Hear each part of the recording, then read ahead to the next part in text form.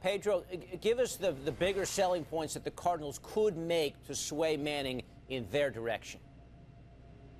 Well, we saw it right before the 2005 season when Coach Ken Wisenhunt brought in Kurt Warner to compete with Matt Leinart.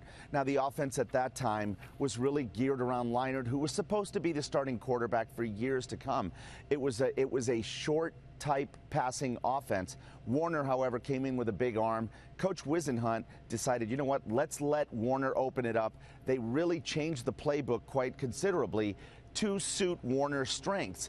The same thing would happen with Peyton Manning. You'd probably see them go to that shorter type Indianapolis offense where he wasn't airing it out as much. So that definitely would be a plus. He'd let Manning basically be an offensive coordinator.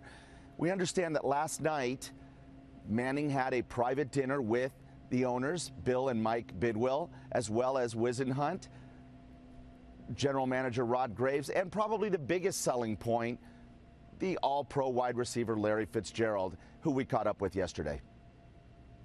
I think the weather in a dome stadium is a lot bigger turn-on probably for him. You know, it's a great place here in Arizona. The weather's fantastic. You know, you play on grass year-round, and you know, I think it would be a good fit if the management thinks it is. You know, having been here and having them change things and adapt things to my style and what I was at that stage in my career, I think that's a huge positive, because I think we all know that where Peyton goes, he wants to be able to do what he's always done. He wants to have a say in the kind of offense they run and the things that he's familiar with and the way he likes to see the field. And I think that's a definite positive about Arizona, because they've got a track record to show that they're willing to make those adjustments around the personnel that they have, and especially around a guy like Peyton Manning.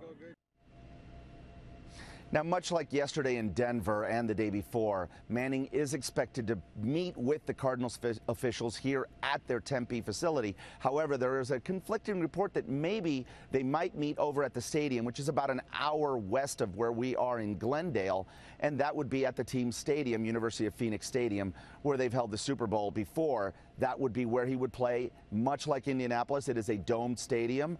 However, unlike Indianapolis, they play on natural grass here. They have a grass tray that comes out during the week, and it goes in on Sundays. So the benefit to your knees, to your body, is that you are on a grass field. One potential downside, though, to coming to Arizona, the offensive line is very much in flux.